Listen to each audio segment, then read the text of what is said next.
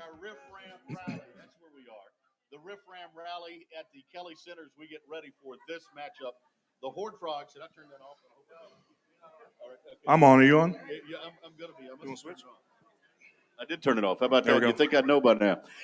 Welcome into our Riff Ram Rally here at Frogs Today and FrogsToday.com. We're live at the Kelly Center on the TCU campus as we get ready for this matchup tomorrow. The Horned Frogs and Kansas State set to meet for the Big 12 championship. We thought we would spend the next hour talking a little football with some of the legends of the game. Marshall Henderson, Marshall Newhouse is alongside.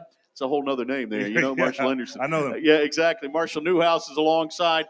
We've got some legends who are going to stop by a little bit later on. None bigger than this gentleman to my right, and I'm honored to have him. He and I have been trying to get together for a couple of months, and finally he said, I'm available Friday night at 7. What are you doing, Brian? And I said, for you, anything, buddy. And so Steve Stamp's showing up with us. Starting quarterback here, you'll remember him. Late 70s and early 80s, 78 to 81 was that career. Hall of Famer here. Steve led the country in passing efficiency as a quarterback here at TCU. Was a great two-sport player as well. First off, man, thanks for taking time to be here, man. I know how busy you are. Appreciate it greatly, and what a crowd out here tonight. It's a good time to be a Horned Frog, is it not? Absolutely. Yeah. There's been a lot of years when maybe we weren't so proud, but everybody's jumping on the bandwagon and having fun doing so. We talked earlier about Max Duggan and what he means to this program. You've had a chance to see him play for a couple of years. As a quarterback, you got to like what you see out of him. Absolutely. He is one that takes the leadership role. You can just tell when he ducks into the huddle that there's going to be positive plays.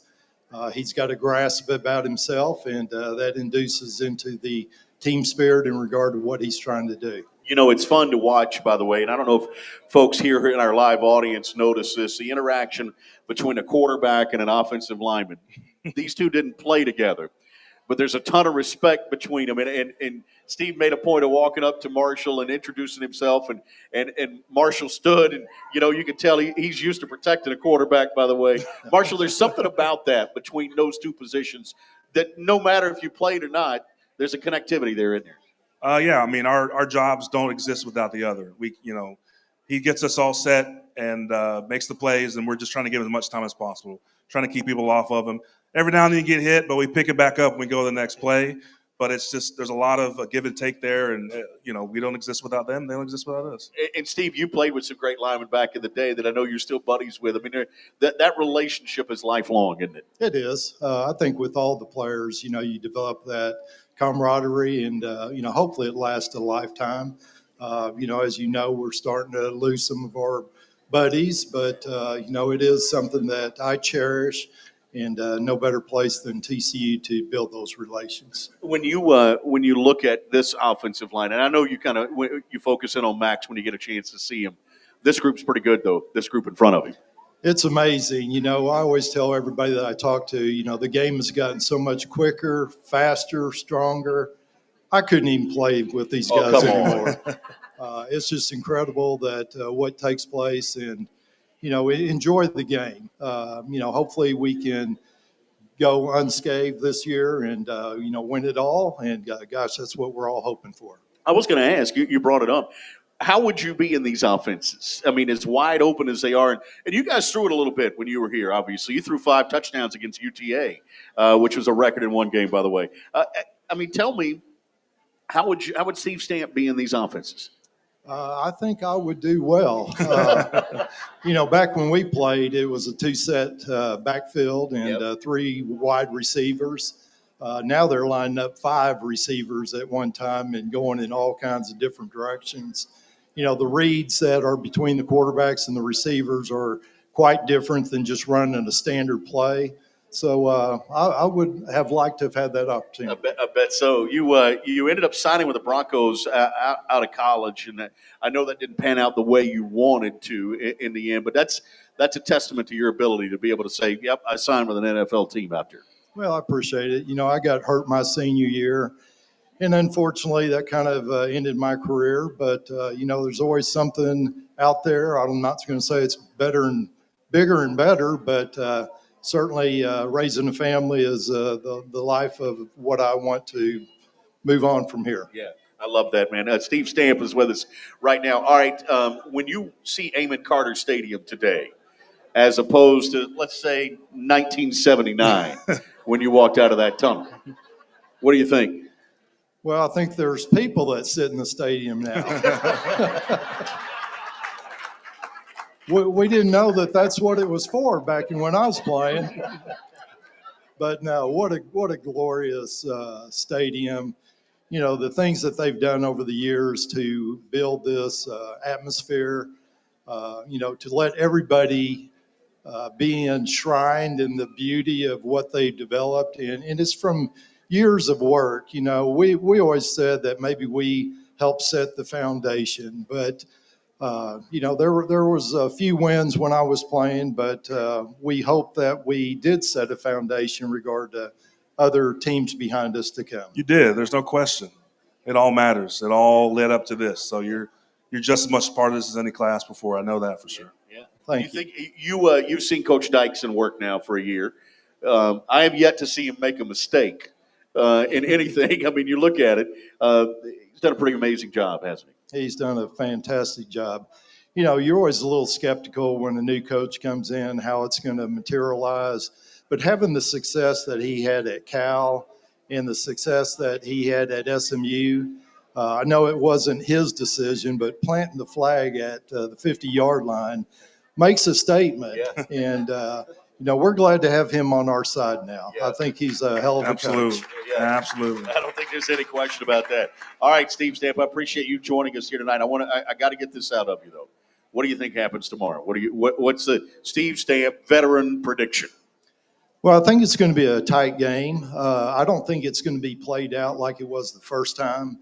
TC has learned a lot of lessons in regard to how they should challenge themselves to stay in the game, if not lead the game. I think that we are probably a 6 to 7 point advantage is what we're hoping for. But, you know, I just think it's going to be a different game than what we saw last time. All right, if you could, clue folks into what you're up to now. So I want you to brag on what's going on in your world. Well, my world, I'm happily married. Do have children and grandchildren. I work for D.R. Horton as a home salesman. So if you're ever in the Saginaw area and you need a home, come see me. Not only talk home, but talk shop. There you go. Exactly. I can attest the man works all the time, too, folks. Steve Stamp, thank you for coming on with us, man. Thank you very much, guys. The legend, Hall of Famer, Steve Stamp, Frogs. yes, joining us here. It is our Riff Ram rally. We're live at the Kelly Center here in Fort Worth. Coming up next, another legend joins us. We switch to the other side of the ball. I'm going to make Ty Gunn stick around a little while because Tank Carter is going to join us next, folks. The Rose Bowl MVP when we continue here with Frogs today after this timeout. No one expected us to be great. And when no one expects much from you, it sets the bar low, real low. With fewer expectations, there are more possibilities. You can't let the voice of others determine your success. A belief in oneself is liberation from the forces of doubt. And trust me, we know quite a bit about being doubted. How about it? Aaron Green. We didn't care then, and we sure don't care now. They said we're not supposed to be here. They said we're not supposed to be 12-0. They said we weren't even supposed to be ranked. But TCU wins. here Goes up, gets it, and scores. we Hitting on Toad in a hurry. are, This man's got a dragon in his chest. and we're not done yet. Hold up, wait a minute. Y'all thought I was finished. When I bought the ass tomorrow, y'all thought it was rented. Flexing on these, I'm like Popeye on the spinach. Double M, yeah, that's my team. Rose, the captain, I'm lieutenant. I'm the type of can the men cast and grind like I'm broke. That Lambo, my new, she'll ride like my ghost. I'm riding around my city with my hands on my toes. Cause these want me dead, and I gotta make it back home.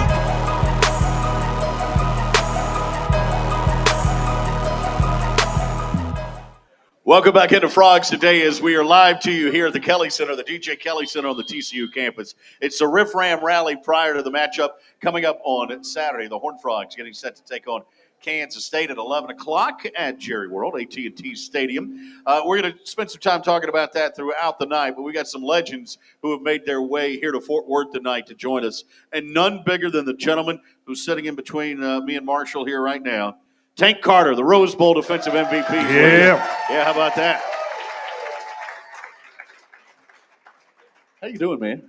Pretty good. Yeah, you're looking Glad good. to be here. I appreciate y'all having me. All right, so Tank's schedule's been kind of crazy. Where were you last night? Last night, what was I doing last night? Was it not last night? Did I get this wrong? What was? When was the last Sweeney football game you were at? Oh, that would have been about 4 weeks ago. 4 weeks ago. Yeah, four. But Yeah. what kind of year did they have? They did not have a very good. They year. didn't have a very good They year. had a pretty bad season. So, this of course, Tank is from Sweeney. The reason I bring this up is the last time you were there, I heard you had a field pass and you were down on the field. year. A little bit. Yeah. A little bit. Okay, so you're down on the field. What happens during? How are they doing, by the way? So I mean, their season's over. They ended up getting rid of their coach that they had Right. previous. They're kind of in the works. It was kind of funny. I'll just take you through the whole deal right now, please. if you would like, because it seems like that's where you're going with it. It is. Went down there and they just getting stomped 66-0. It's third quarter, and they're lining up in the wing tee, loading the box with 10 guys, just getting hammered. I mean, the front's getting beat, and I'm telling everybody sitting around me, I'm like, if they would just spread out, get into 10 personnel, they could probably get some movement of the ball, get something going, get some progress. And finally, in the third quarter, I was just over it. So I walked down on the field and went to the coach and I was like, hey, coach, if you spread out, you might have a little more success, this and that. And ended up, while I was down there, the damn stands started chanting, get him a headset. And so I felt like a complete asshole at that point. And so anyways, on Monday, the superintendent called me and they offered me the head coach job. So I'm kind of in the midst of that right now. It has not played out yet. I'm hoping they're not watching this because it's still kind of in the works. Right. But it's kind of it's crazy how everything works out. If I hadn't walked down the field, that would have never been offered to me. And I was just like, why me? I have no tenure as a head coach. I mean, I coached my kids' flag football and we win championships and that. But it's like I don't have any tenure as a head coach, especially not at a 4A Texas high school football team. Right. And she was like, you're going to bring life back in the program. I know it. I'm like, all right, well, let's see what happens, So it's kind of in the works. We'll see how it plays out. And Marshall, you could see that, right? Tank Carter's a head coach. He told me that years ago. That's all he wanted to do was go home and coach his high school football team. My wife, maybe not so much. Yeah, right. Yeah. Let's talk a little bit about what's going on right now with this TCU program. We were talking earlier about the defense and the legacy that had been built here defensively over the last 2 decades, and there was questions coming in of how will that continue. What have you seen out of this 3-3-5 defense that Joe Gillespie's instilled, and give me your takeaway on what you've seen defensively? Man, I noticed in the second half they come out and they come out with fire, and I know that's adjustments and everything, but when they go in at halftime, I think they just come out with just ready to go. I know Coach is making great adjustments, and they just come out ready to go. I mean, they kind of hit guys in the mouth, and they start playing some really good football. And I mean, I know there's several games that I've watched that they don't score a point in the second half. I mean, they just come out ready to go, and I think that's the difference. They go in, make their adjustments, and I mean, I don't even think the players really realize it. I know on some teams that we played on, especially, the Fiesta Bowl, I think that was your last season, wasn't it? I mean, that was a 12-0 year.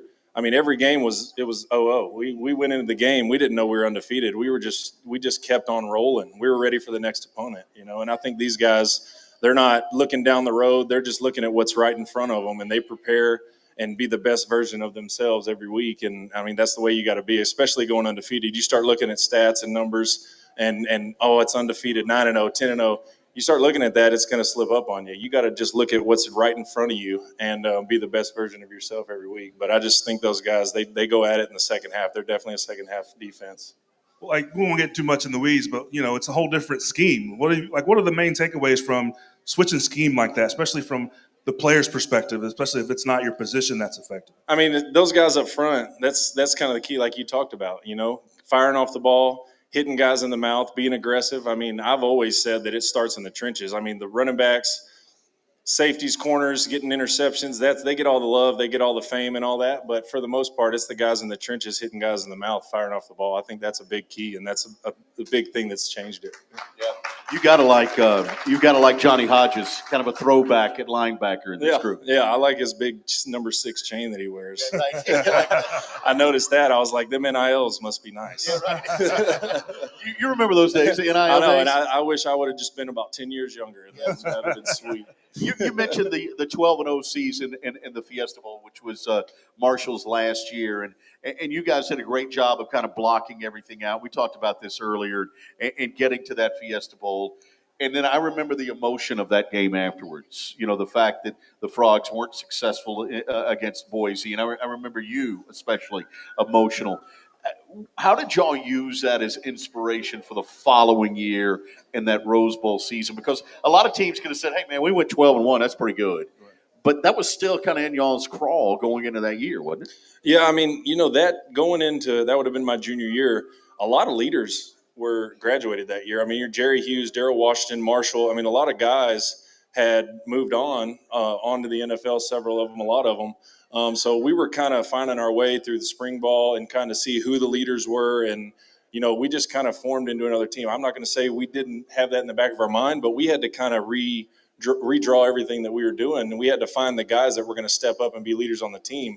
And I think we did a good job. Coach P did a good job of finding those guys and kind of putting the team on their back and getting everybody to kind of come along and kind of play the way he wanted everybody to play. Because, I mean, that's all good teams. You're going to find a few key guys that everybody can emulate and follow.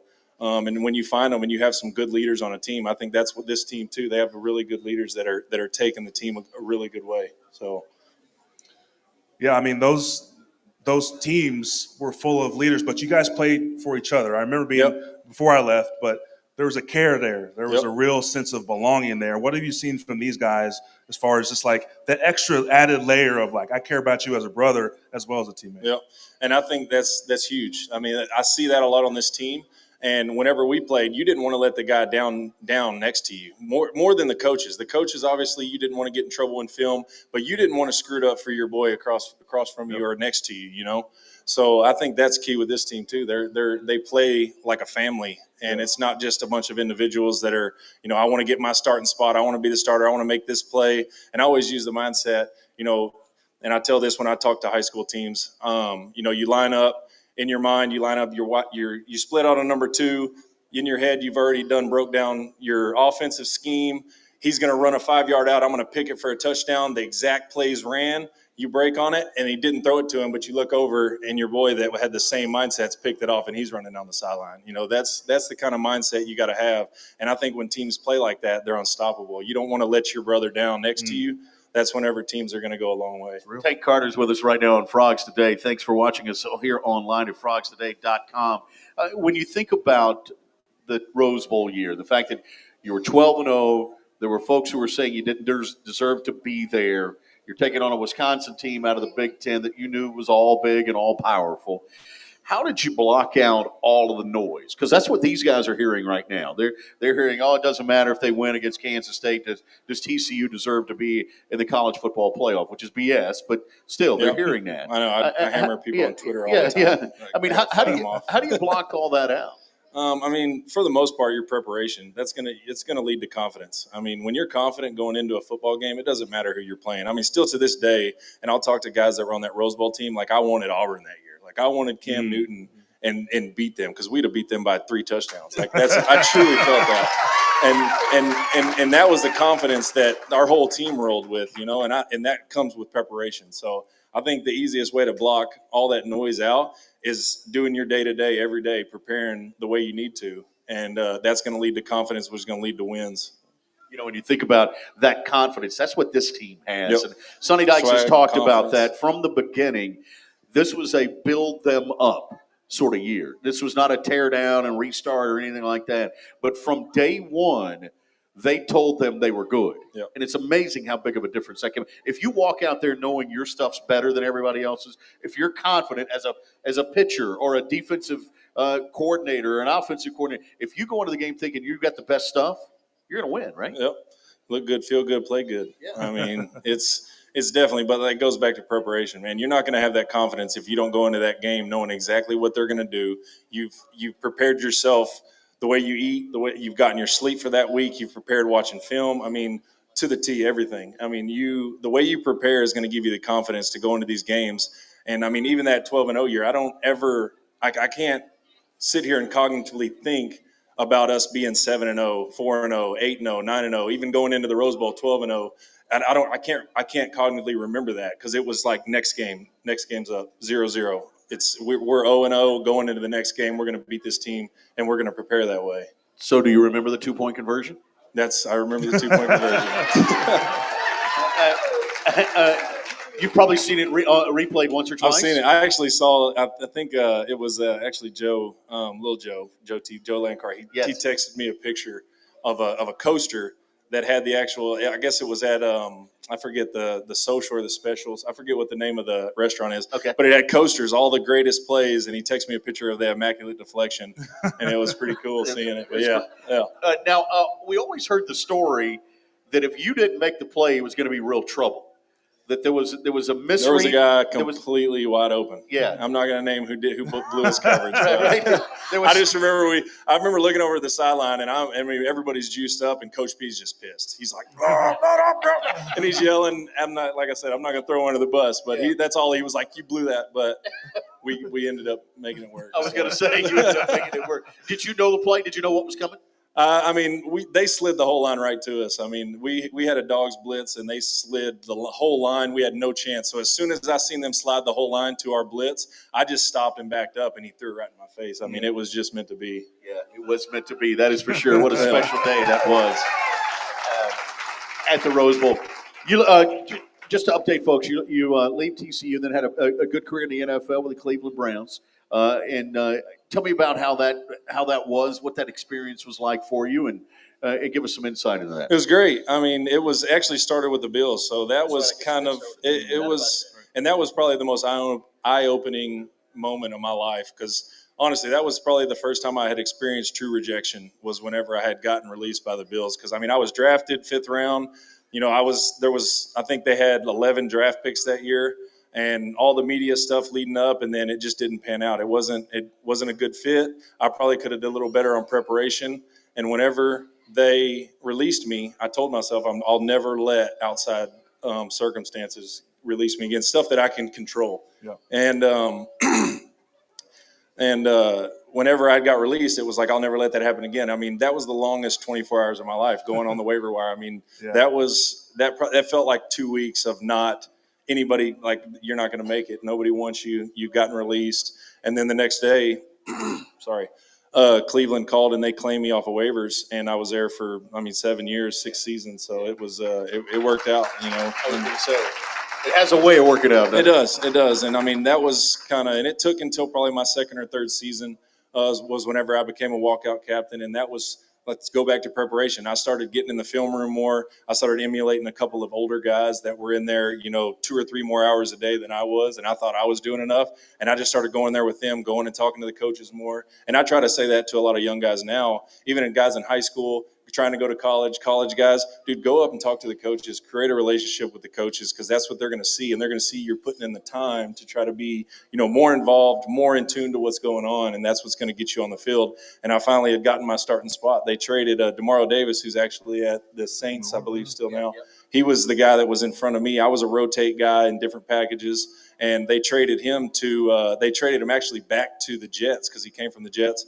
And then they called me up and they were like, it's your defense, man. Like, it's your turn. So, and then I ended up blowing my knee out and all that, but that's part of it, Was there, and I know we got to wrap you up here in a second. Was there one moment in time other than the Rose Bowl at TCU that stands out for you? Is there, and it could be anything. It didn't have to. Is there one thing that you'll always remember about your experience at TCU? I'll keep the sports. Honestly,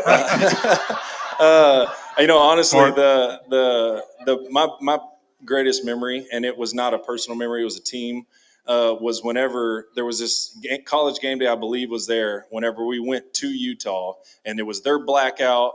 It was like number 5 against number 7 or number 3 against number 5. I forget what it was, but it was all the talk. I think they might have had them favored, or maybe we were favored, but we beat their ass 47-7. That was my greatest memory that I had from college, and it's kind of always stuck with me. It was how we went down there and made a statement. And even on the bus going to the game, like, it wasn't even like everybody knew. Like, we were like, we're about to kill these guys. Like, we know we are, and that was probably one of my best memories. All right, let's fill folks in as to what you're doing now. But before you become the head football coach at Sweden, tell me what's going on in your world, because you've been highly successful outside of football too. I actually started a little concrete company. We're running 18 trucks now. We got a ready mix company in Crescent, and that was also a challenge. I mean, that was a grind, probably more so than football could have ever been.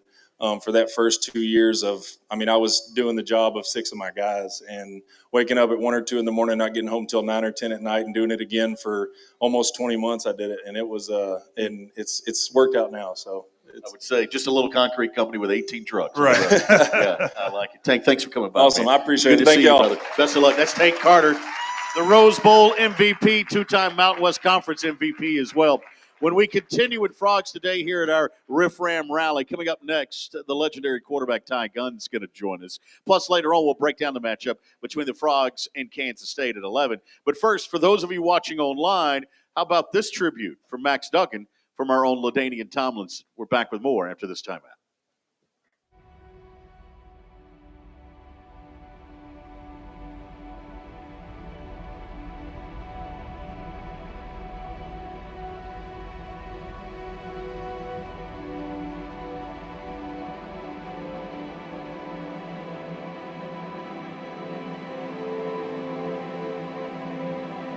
In college football, everyone can throw, everyone can catch, everyone can run.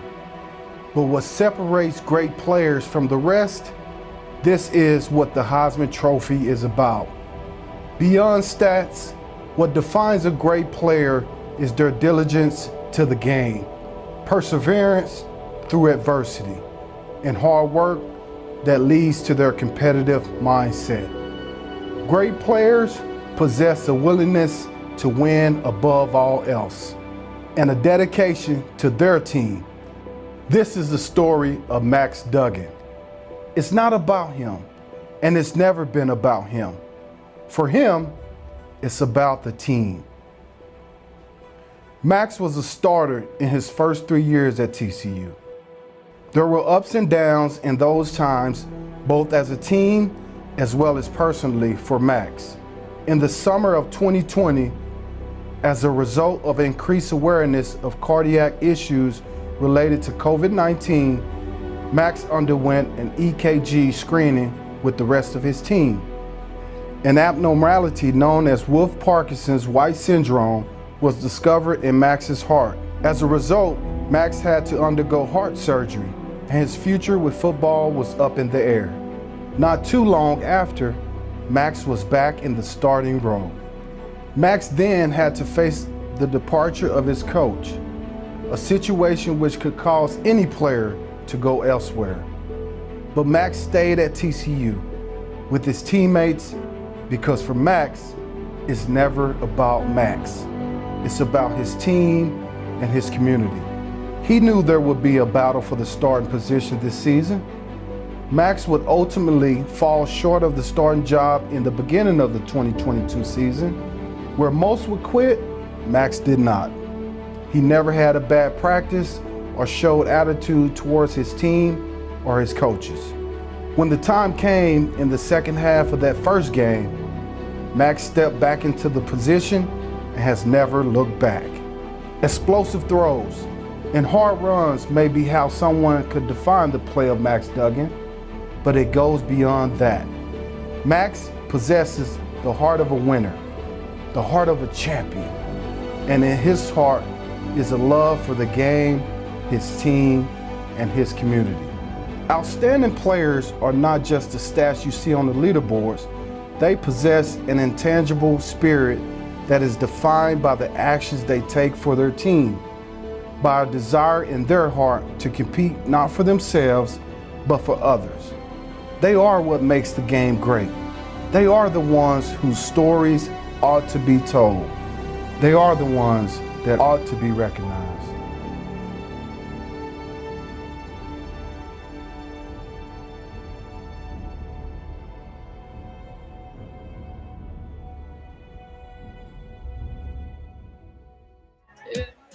Welcome back into Frogs Today here on frogstoday.com. It is our Riff Ram Rally. We come to you live tonight From the DJ Kelly Center here on the TCU campus, as TCU gets set to take on Kansas State at 11 o'clock tomorrow. Big 12 championship game for the 12-0 Horned Frogs, number 3 in the country. Don't forget, if you're here for our event here tonight, TCU bookstores available for you. They got a bunch of swag for you. And don't forget, you get your free alumni gift on the way out by the Christmas trees as well. Thank you to our friends at Hine Barbecue. They were here as well earlier. This guy right here knows a little bit about barbecue from down on LaGrange. Joins us right now, my favorite quarterback of all time at TCU. Don't tell Andy I said that. Gunn joins us right now, ladies and gentlemen. Threw for over 3,000 yards in his career. Still one of the most memorable days in TCU football lore was that 2005 win at Oklahoma to open the season. When, much like this season, folks didn't give the Frogs a chance. You remember that time? You walked into that game. No one gave you guys a chance. And you pulled it off. I think we were 39-point underdogs. Yeah, just 39-point underdogs. That's all it was. Yeah. And you ended up winning. I mean, what was it about? Because this team has that sort of something special. What was it about that 2005 team? Because you guys were double-digit wins, had a great year. What was it that kind of pulled that group together? Well, with us, we had no pressure. I mean, no one expected us to do anything. Yeah. So we got to have a big stage, and then we just went and had fun. We played football, and I think there's some similarities to this team. There weren't much expectations, and I'll tell you, Max Duggan, he may be, I mean, if I was a business owner, when his football career is over, someone needs to hire him. Yeah, he's a winner, that's for sure. I mean, Mark Marshall played with a great one, obviously, and Andy Dalton. You had a great career. Steve Stamp, who's here. You can go through the list of guys who Trevon Boykin, guys who performed at a really high. Jeff Ballard was 19-2 as a starter. But it's hard not to say that Max Duggan is, of the modern era, the most impressive quarterback here at TCU. Marshall, look at Marshall getting antsy over there because of Andy, I know. But, you can make that argument. Oh, absolutely. I don't think there's any doubt about that, and we shouldn't get uncomfortable with that. That's what you want. Yeah. You want guys coming through who are going to continue to push the ceiling, push the standard of what QB play is at TCU, and he's absolutely doing that. Well, Ty, you watch quarterbacks. You tell me. You saw Andy, you saw Trevon, you saw Jeff Ballard playing. You've seen Max. Where does he stack up? Oh, man. He's way up there. Andy, I'll say this, Andy and Max are, I'd say, head and shoulders above. Yeah. Really. Yeah, those are the two that you got to keep. That's hard to argue. Yeah. There are a lot of folks, and you and I have talked about this before, there are a lot of folks that would, if you wouldn't have suffered through a couple of injuries, you'd have been on that. A couple. Well, yeah, that's true. 23 injuries. You could have been up there as well, but there was still success to be had. You beat Oklahoma. The game that stands out to me was the game at Louisville still. You remember that one at Louisville? Sure. Yeah. Man, that was awesome. Yeah. That was back when I was so nervous just to get through pregame test. Once I got through the pregame test, playing the game, Oh, man. that's a cakewalk. For those of y'all don't know, the old way we used to do it was the night before the game. We're at the team hotel, offense and defense, and they have these scripted plays that they throw up on the overhead projector, and position by position, you got to know right now what you're doing. You got to say it out loud, military style, to the rest of the room. You screw up once, you're out. There's no second chances. It was not fun. You're puckered up, for lack of a better term. Yeah. The whole time, but you passed the pregame test, obviously at Louisville, Right. and then you play there, and that was a really good team. That was the previous game. They beat Florida State. That was in the top 5, I believe. Yeah. So, that I would believe is the second most memorable game. But man, when I was a freshman, it was just football. Yeah. I didn't worry about anything else. Right. Just get to Saturday. Yeah, just get to Saturday. Just get to Saturday. Yeah. Let them blow the first whistle, Right. and then go. Yeah, and this group has done that too. It feels like it's been just football for them. We talked to Steve earlier, and we were talking to Steve Stamp, the legend, about what Amon Carter's like today as opposed to what he saw in the 70s. And you've had a chance to walk through these facilities and what these players benefit from. And they're very thankful for it, and they make a point of being thankful for it. But it has come a long way, even since your era back in 2005-ish, right? Well, when I left, there was not one suite built. Yeah. It was the same cement block that was there in 1980. Yeah. Yeah. Literally. Right. So to see the progress, I mean, it's incredible. Yeah. And if you don't get goosebumps driving through this area, then I don't know what to give you goosebumps. Yeah, right. Really, I mean, this is incredible. There's not another team in the country, not another university that's changed this much in 15 or 20 years. No, I think that's true. I mean, the commitment that this university has made and has made to football, and it's paid off too. And you think about it, Steve was talking earlier about whether or not you had any impact on what's happening today. You got to believe that your team and your teammates back in the 2005, 2006, well, for you it was 04, 05. That's the foundation. Don't date me. Yeah, I know. That's the foundation for the success that part of it with this team has experienced over the last 2 decades. But I mean, you got to go back through history. Yeah. Like there are lots of bricks Yeah. in this foundation. Yeah. So it's exciting to see the castle being built. Right. Yeah. You know, You talk about bricks. I mean, most players, I would say, would attribute a lot of their success to a coach or a mentor. You were there with Coach Winder, right?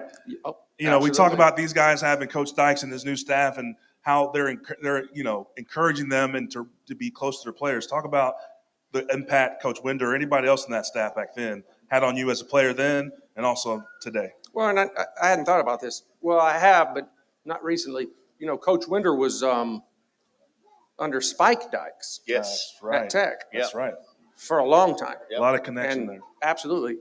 So Coach Winder was very special, Yeah. Special. very different, Special. very different. I loved him to death, literally. But I think he's passed away, but oh man, I bet he's smiling. Yeah. Yeah. Absolutely. He's happy. Sure. Can you give us a PG Winderism? I don't know Or if did he there's have any that were I'm not safe? sure there's a PG version of it. Yeah. But, one thing he did is football can get complicated with all the outside distractions. And nowadays, X's and O's, and oh my goodness, but it boils down to it's football. Yeah. So if you can go in the backyard with your buddies or your friends or your brothers, and play, it is still football. Yeah. Just go have fun. Right. Right. It's your job to take this ball Yeah. and move it that way. Yeah. Right. Yeah. Just go do it. Yeah. And one of the things that he did is he made practice hard so games weren't, right? Oh, man. Yeah. Wasn't that his objective? Well, practice was harder because he's in your ear, Right. like standing next to you. Right. Well, What's your best voice impression? Give him a little sample of what he sounded like on a practice oh my field. gosh, I don't even know if I can. Yeah. Gunn! Like, what? He'd yell. Like, oh my God. On games, he's in the press box. Right. Quiet. Yeah. It's easy. Yeah. It was a lot easier then. That's for If sure. I didn't pick that phone up, I didn't have to hear him. Yeah. Right. Exactly. Now, come on. There wasn't ever a time when they said, "Hey, Gunn, Coach Winder wants you on the phone." You didn't take the call, did you? Man, I need a hamstring massage or something like Right. I don't want to talk to him. Retape. Yeah, exactly. Let's tell folks what you're up to right now, Ty, because I want to brag on you got a terrific young family, and I know been successful in business, so folks can know what you're into right now. Well, happily married. Got a young daughter and a young son, and actually started a new job with Higginbotham Insurance, officing out of San Antonio. So up and coming and still learning, but the future is bright. Yeah, I know it is for Ty Gunn, because this guy's a tireless worker and overcame a lot of obstacles over the years. And like Steve Stamp, we were talking about it earlier, signed with the Broncos. Just so folks know, you signed with the Bears, and that's a tribute to your ability. They're coming out of college, kind of like Stamp, you had to overcome an injury, but there you were in the Bears camp. Right. So went to camp. I went to camp. Few days, everything was going well. You have an exit physical, and I was on the table, and they put a big X on my right knee. I failed the physical, so not a big deal. Right. That was the end of the football. Did you know when you got the X on your right knee that I was a thought, good sign? that's probably not good. You know what? It all worked out, though. Right, Man. absolutely. Ty Gunn joining us right now here. Thank you, brother. Thanks for coming by. Coming up next, we're going to break down this matchup between the Frogs and the Kansas State Wildcats. We'll bring our own Coach David Bowden on stage. We'll talk about this matchup, get a little X's and O's detail for you when we continue with Frogs Today here on FrogsToday.com. Say hello to the water of tomorrow. Richard's Rainwater. Richard's Rainwater is 100% rain, refreshing, renewable, and the only ingredient we use in our water. Why rain? Because everyone deserves access to clean water, and rain is a 100% renewable resource available everywhere. Drink the rain. Save the planet. Shop now at richardsrainwater.com. Dave's Hot Chicken is a cult favorite and now has 2 locations in Fort Worth, Bryant Irvin Road on I-20 and Berry Street at TCU. Both owned and operated by Horned Frogs. Mention the Frogs Today show and get 10% off anytime and order online at daveshotchicken.com. For exclusive interviews and content on TCU recruits, subscribe now at FrogsToday.com. Any sport, anytime. It's your source for all things TCU. Only on FrogsToday.com. The Flying T Club provides the everyday TCU fan and alum the ability to specifically support TCU student athletes. Flying T Club offers 3 levels of memberships. The Flying T Club is a nonprofit organization supporting the brand development of TCU student athletes through a series of unique event-based networking opportunities, which are exclusive to our members.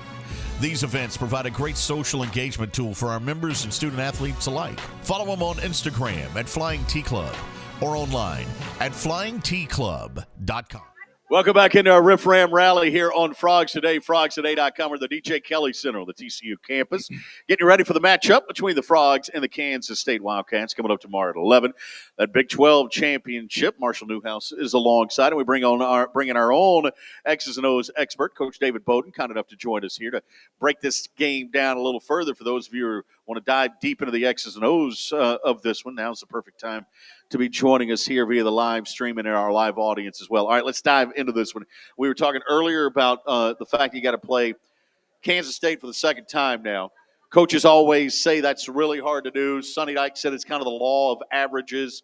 You got just a week, coming out of that last game. Will we see a totally different game plan out of either one of these teams? Yeah, I think if you look at the records of playing a team or being a team twice, it's a lot more likely to happen actually for a bowl game than a conference championship. With the 1 week, there's only so many wrinkles you can add. And with these two coaches, honestly, they really want to hang their hat on, their day one stuff, right? So I think you're going to see a lot of stuff. They're going to present it differently, but still run the same stuff up front. And that's what they're really trying to do is make it easy for those big old linemen. Yep. Not easy to execute necessarily, right. But right in terms of scheme, and then window dress the rest of it. And K-State did a nice job this first time around, really putting the Horned Frogs in a bind a few times, especially offensively. We're talking about the offense. This is a markedly, from a metric standpoint, better offense from K-State than the first time we played them. Talk about the ascendance of Will Howard, how the offense changes from that game and then the games in between, and now the Big 12 championship. Yeah, I think, if you look at the first time around, obviously they had prepared for Adrian Martinez, and that, they're prepared for a running quarterback, and all of a sudden in the first series, he goes out, enter Will Howard, who's really, throwing the ball all over the yard. But it was tough. They went into, I know we're going to get in the weeds just a little bit, but, they went to drop 8, so they're only rushing 3 guys that whole first half. That really, Will Howard took advantage of that, throwing the football all around. But then in the second half, really nice adjustment. They brought 4 guys, and they spied with Jamoy Hodge, and they really shut it down. They played man underneath with the free safety deep, and that was really the difference. And so it'll be interesting to see if they just start off that way, tomorrow in the first half. The other thing that Kansas State has done offensively is they've gotten Deuce Vaughn the football in a lot of different ways now. Terrific running back. I read a quote. He's only 5'6", folks. He's out of Austin, right? Round Rock. Right, yeah, Round Rock. And his dad said, "Hey, son, you're not going to be a wow guy. What you want to be is a whoa guy, where you walk in the room, they're not going to say wow, but after they see you play, you want them to go whoa." And he is a whoa guy. I mean, he's a guy that is a real difference maker for you. Yeah, he's electric. He's listed at 5'6". That might be, give him an inch or two. With heel lifts on? I know that trick really well. I use it myself. But he, I think it was only his second Power 5 offer. K-State was. I think Mizzou was the other one coming out of high school because he was around 5'5" or whatever it is. But my goodness, he runs powerful. He has a big offensive line. Kind of hides behind them quite a bit, and they do a really nice job matching him up in the pass game versus linebackers. That's really what they took advantage of. They're getting some unbalanced stuff in the first game to match him up against some linebackers. And then honestly, they have another guy that comes in, DJ Giddens, who they also use. He's a much bigger guy, but they use him the same way in the pass game and some power run game stuff. We were talking about it earlier. This might be as healthy of a TCU team as there has been all season.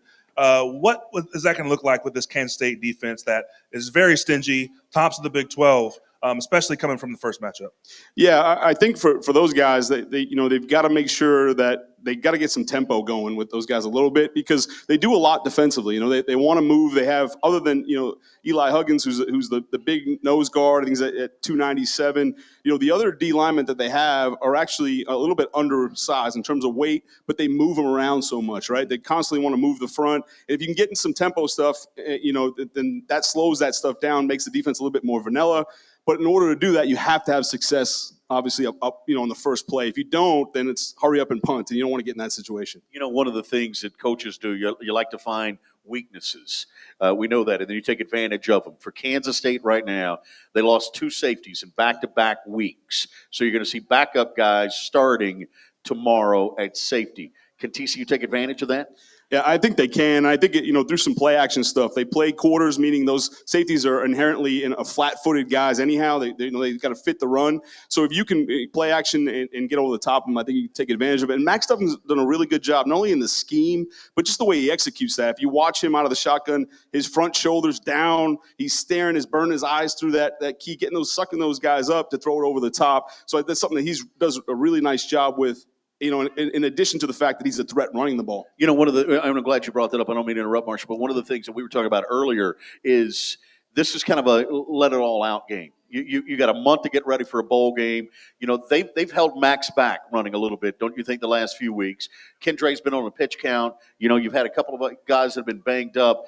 Do you feel like this is one of those where Garrett Riley just says, here's what I got? Yeah, let it rip, right? Yeah. I know Quentin Johnson, they held him back. Probably could have went last week if they needed it, but they thought, he just each week they was getting a Thursday, Friday to start practice, and then he would get kind of tweak that thing again, that ankle again on Saturday. He's now healthy at full strength, and so, yeah, I think you're going to see it all tomorrow, which is going to be a lot of fun for us. Yeah. Absolutely. I mean, I think inside in the locker room, they have all the confidence in the world. I think we know and believe in the Frogs. Talk about the outside perspective of TCU in regards to, we're not even going to say the L word, but what if in regards to the college football playoff? Yeah, I think it's a great question. And I've been asking the same question as well around. And I think, as long as it's close, obviously we want the win and take care of that. But if it's close, I think it's hard to argue.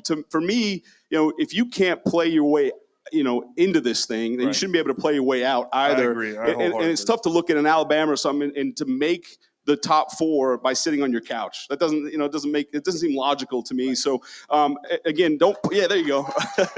But don't punish these teams for playing in a conference championship. It should be a reward only. So I can't see a scenario unless they did something completely out of character in later or something for them not to get in. You were talking earlier about Max Duggan and some of the things that he's done at quarterback fundamentally. Let's talk bigger picture, though. We were talking earlier about New York and whether or not Max deserves. You follow all of college football for us at Frogs Today. You see these quarterbacks. You've seen Caleb Williams at Southern Cal, who everyone continues to bring up. Where does Max stack up in your mind? He's right in that conversation. He absolutely should be in New York. I don't even think it's a question. He needs to be there. And, a guy goes 12-0 in. And to me, inarguably the toughest conference, top to bottom in the country. Now, everyone wants to talk about the SEC and the Big Ten, but you look at the Big Ten or you look at the Big 12, there is no Rutgers, right? There is no, the Northwestern. That's right. Each and every week, it's a battle, right? You can go on and on. So to go, 12-0 at this point in this conference and lead the way he has, different cast of receivers. He's had guys in and out, and to continue to do that and win in so many different ways, he absolutely needs to be in New York. So, go ahead. Along those lines, so many Frogs receiving postseason accolades or at least recognition, all the way up to the head coach, offensive coordinator. What does that say about the job that TCU has done this year as far as coming into the season with not a lot of expectations? Yeah, and and you guys know, those are typically team awards, right? You don't get that without having success as a full team. And the cool thing about this group, from the head coach all the way down to, we talked about Max Duggan, is when you ask them those questions, it's the first thing they're going to bring up. We talked to Garrett Riley about the Broyles Award, the top assistant in the country, and the first thing he says is like, "Look, I'm not going to be here unless we have good players, unless we have good coaches," and they're genuine about it. So it's really nice to be around a group that is certainly a we over me mentality. And there were 10 first-teamers on the All-Big 12 team from TCU, twice as many as anybody else. You had the Special Teams Player of the Year in Darius Davis. You had the Newcomer of the Year on defense in Johnny Hodges. You had the Offensive Player of the Year in Max Duggan. You had 22 total recognized on an all-conference team. And, oh, by the way, you got the Coach of the Year in Sonny Dykes. I mean, that's dominating when you look at it. There's not been a year like this in the Big 12 where one team has dominated like that, and you've had a consensus Coach of the Year. And that means, and this is voted on by the coaches now, that means every other coach looked at it and said, well, Sonny Dykes kicked our butt, and voted for Sonny Dykes. That's pretty amazing. Yeah, I think when you're picked, to finish 7th before the year starts, and then you go out and whoop everyone's tail and go 12-0, then you absolutely, I think, need to be the unanimous Coach of the Year. This is one of those games, by the way. These two teams, in case you're wondering, are two of the best teams, special teams wise, in the Big 12. Two of the best returners in the country. Malik Knowles for Kansas State, and Deuce Vaughn some, but and then you have Darius Davis for the Horned Frogs. This feels like when you play Kansas State, special teams plays a role in a game like this. I think it does, and it really it speaks to the coaching of both teams. Really, we talked about, obviously we know about Coach Sonny Dykes and what he brings to the table, but Coach Kleiman is a heck of a football coach. He really made his name at North Dakota State at FCS level. 69-6. Not bad. At North Dakota State. That's an amazing record. Yep. Right, and I'll tell you one thing that he's used to that Coach Sonny Dykes admittedly is not, and we talked to Coach Dykes this week, and he said, hey, look, last time we might have played a team twice. He thinks he was at, Navarro Junior College. And then, talking to you, Brian, you said, actually, he lied about that. He didn't play anybody twice there either. But for Coach Kleiman at the FCS level, especially when he was at North Dakota State, they play North Dakota every single year. And then deep in the playoffs, they would play them again. So, he has a little bit of experience of that for whatever that's worth. But it's a well-coached team that's going to, that's coached well in all three phases. And so when you have that, it's going to come down to you have to win the kicking game to win a game like this. And so that's going to be a battle as well for sure. What do you think the atmosphere going to be like at AT&T Stadium? This is a Frog team that they play a lot of home games, big home games. Not necessarily as big on the road, Texas probably being the biggest one, but this is a whole nother level playing at a cathedral like that, Jerry World as we call it. Yeah, and I think it's kind of an extension of a home game, right? I think that's the way we got to look at it. And tomorrow, and we all that's right. Yeah, and the crowd's already ready to go, which is exciting. But we all know all the purple in there, but we're gonna go ahead and claim it tomorrow. Yeah, here you go. It'll be a fun atmosphere. It's also one where I thought it was an interesting move. Sonny Dykes had not done this all year, and that was he took the team there today. And let them just see the stadium. We were talking about that earlier with Marshall. You've coached games in that stadium. I mean, it is a little different, is it not, from a depth perception standpoint? Yeah, there's no question. It's different from looking at up at the scoreboard and especially returning punts and doing those things. So it's nice to get out there and just kick some balls, get them to see it. But once they'll get through all that and warm ups, and everything will be just fine tomorrow. All right, the Frogs in Kansas State coming up on Saturday at 11 o'clock. Let's dive a little bit into what do the Frogs have to do. If I said to you, David Bowden, give me 3 or 4 things that the Frogs have to be really good at in order to win the game, what is that? Yeah, I think defensively, it's always assignment and alignment, but I think it's going to be big, particularly this week, because if you look back the last time they played, Kansas State lined up in all these unbalanced formations purposely to get those running backs, like I said, matched up against those linebackers. So they have to get assigned, when they get into man coverage, that a corner has to be on them, or a defensive back. Playing with 3 safeties, you're able to do that. So I think that's one for sure. Offensively, of course, like they've done all year long, taking care of the football. Both these teams have done that really well. It's why they're in this game. But they have to continue to do that. Max has done a really nice job. He took a couple sacks early on in the year that people kind of criticize him for, but really, if you look at it, he was taking care of the ball. Like rather than just throw it up for grabs, he'll live to see another play. So he's got to continue to do that as well. And then you talked about the kicking game, Brian. I think, they've got to win the kicking game because I think things are so equal in terms of, their talent level and those kind of things that you've got to win in that area. And that's going to be big tomorrow. You said equal. Marshall had it as a one-score game with TCU pulling it out. What do you think this one shapes up as? Yeah, I'm around the same deal. I think, that this is, you mentioned Vegas and whatever that is. I have no idea, but I do know that they're evenly matched. I do know that they're both well coached. I think the Frogs pull it off, I say by 5 or 6. All right, good deal. Coach David Bowden, thank you very much for joining us here. Thank you all for being here as well from our Riff Ram rally here at the DJ Kelly Center. We get ready for the Frogs in Kansas State happening at 11 o'clock tomorrow. Big thank you to Steve Stamp for stopping by, Tank Carter, and Ty Gunn, of course, for Big Marshall down there as well. Marshall will be with us tomorrow. We'll have a pregame show starting live at 8:30 in the morning. You'll be able to see that via our website at frogstoday.com and on the YouTube channel as well, and get you ready for that 11 o'clock kick for the Horned Frogs. Get that coffee ready. Get up. Yeah, got to get ready. That's right. Thank you to the alumni staff here as well, to the TCU bookstore. Don't forget to get your gift on the way out. Thanks for joining us. Like, subscribe, comment, and share. frogstoday.com. Have a good night.